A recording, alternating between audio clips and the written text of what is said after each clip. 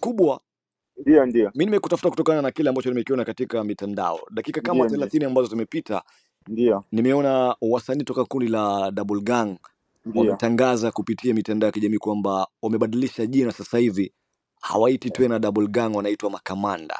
Naam, naam, ndio. Na mimi ninavyofahamu sasa hivi ni washikaji ambao wewe ndio kidogo unawasimamia mambo yao upande wa Yes, pili. ndio kabisa bro. So kwa faida ya msikilizaji, Ndio. kwa nini umeamua kubadilisha jina lao madogo? Tumeona Makamanda Naam. inapendeza zaidi kushinda hiyo Double Gang kwa sababu tayari wako watatu. Naam.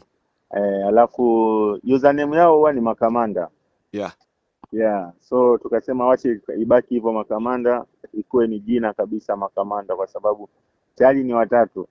Aha. Kama navyo kuna Kamanda Bushi, Kamanda Brown, Kamanda PDZ. So wacha ibaki ni Makamanda, isikuwe Double Gang tena. Aha.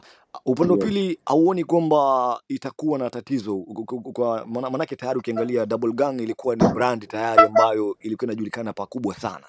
Naam, ndio. Hii hauoni kwamba itawathiri maybe kwenye streamings na pia kwenye mtandao wa YouTube?